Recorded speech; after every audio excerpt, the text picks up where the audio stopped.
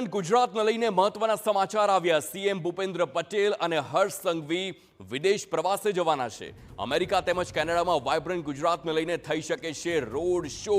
આ સૂત્રો તરફથી માહિતી મળી છે। ડેપ્યુટી સીએમ હર્ષ સંઘવી પણ જાપાન તેમજ યુરોપ પર પ્રવાસ કરશે।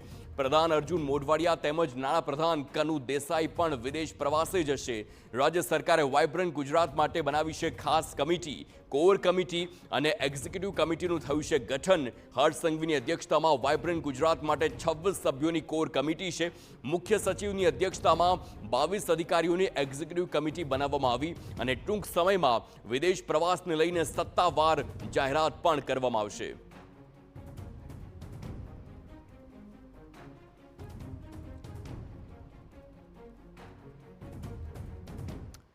તો જે પ્રકારની અત્યારે માહિતી મળી રહી છે તેને લઈને વધુ વિગતો પોલિટિકલ એડિટર કિંજલ મિશ્રા પાસેથી લઈશું।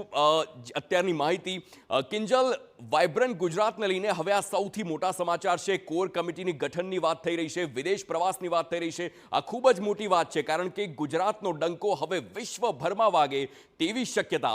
હાલ શું વધુ અપડેટ્સ મળી રહી છે?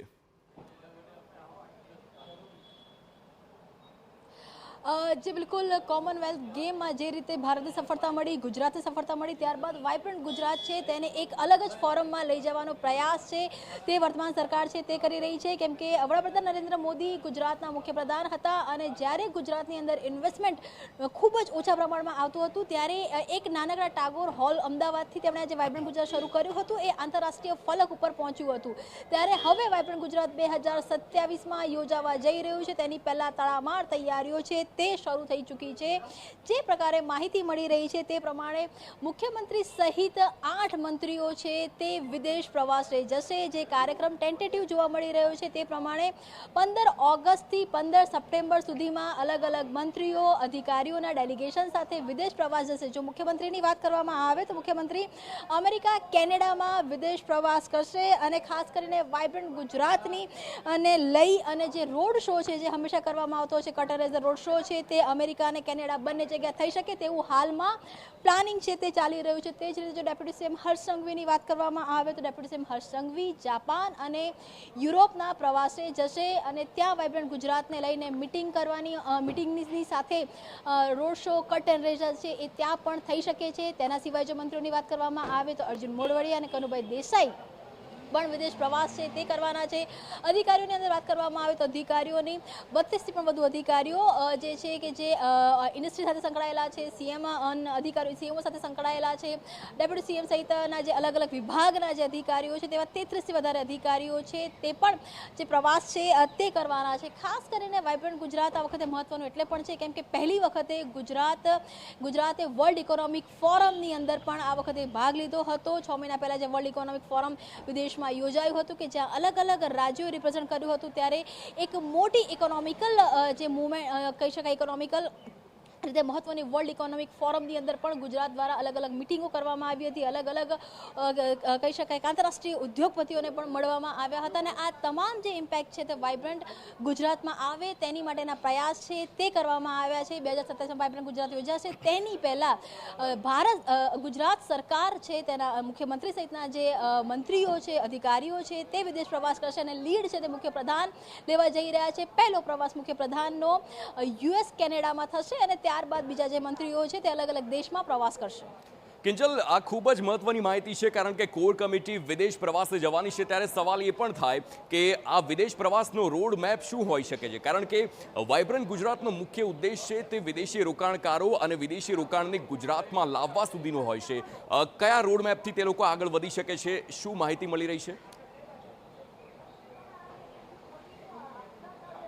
देखो જ્યારે પણ કોઈ પણ એમઓયુ સાઇન થતા હોય છે તેની પહેલાં 2 વે કોમ્યુનિકેશન હોય છે તે થતું હોય છે। વાઇબ્રન્ટ ગુજરાતની જે રીતે 4 અલગ અલગ ઝોનમાં આ વખતે કરવામાં આવ્યા અને એક અલગ ફલક પર જવાનું છે ત્યારે સ્પેસિફિક સેગમેન્ટ વાઇઝ કે અલગ અલગ ઇન્ડસ્ટ્રીઝ હોય છે। અત્યારે વર્તમાન જે પરિસ્થિતિઓ ઊભી થઈ હતી ત્યારે હવે એમઓયુ છે એટલે કે સ્પેસિફિક સેક્ટરની અંદર સોલાર સેક્ટરની અંદર જો એમઓયુ કરવાના હોય અથવા તો કહી શકાય કે જે રિન્યુએબલની અંદર એમઓયુ કરવાના હોય અલગ અલગ સેક્ટરે કહી શકાય કે 20થી અલગ અલગ જે સેક્ટર છે ત્યાં જ્યારે MOU થવાના હોય અને 17 જેટલી વિદેશની જે પાર્ટનર કન્ટ્રીઝ છે તે હંમેશા વાઇબ્રન્ટ ગુજરાતની અંદર ભાગ લેતી હોય છે. તો આ એક કહી શકાય કે તેની પહેલાં જે પણ મુખ્યમંત્રી સહિતનું જે રાજ્ય સરકારનું ડેલિગેશન છે એ વિદેશ પ્રવાસે જશે અને MOU માં કયા કયા ફોર્મેટ રહેશે અથવા તો MOU બાદ બંને જે દેશો વચ્ચે છે તેની વચ્ચેના એક જે ઇકોનોમિકલ રિલેશનશિપ છે તે કેટલી મજબૂત થશે, તેની સાથે જે હુંડિયામણ છે તે ભારતમાં આવે છે, ગુજરાતમાં આવે છે, તો બંને દેશોને કેવા પ્રકારનો ફાયદો રહેશે,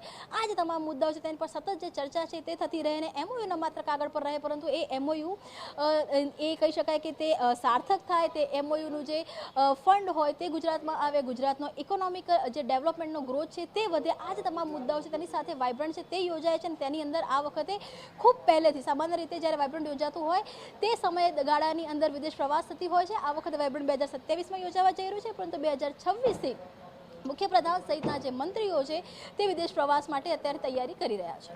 આભાર કિંજલ સમગ્ર માહિતી બદલ. તો હવે મુખ્યમંત્રી સહિત કોર કમિટીના તમામ મેમ્બર્સ વિદેશ પ્રવાસે જશે, ત્યાં રોડ શોનું આયોજન થશે અને મુખ્ય જે સેક્ટર્સ છે કે જેનું રોકાણ ગુજરાતમાં કરવાની આખી જે વાત હોય, અલગ અલગ MOU થાય, રોકાણકારો સાથે 1-on-1 મીટિંગ થાય, એ આખી પ્રોસેસ થશે. પરંતુ આ પહેલી વખત કે જ્યાં કોર કમિટીની રચના અને વિદેશ પ્રવાસમાં રોડ શો વાઇબ્રન્ટ ગુજરાતનો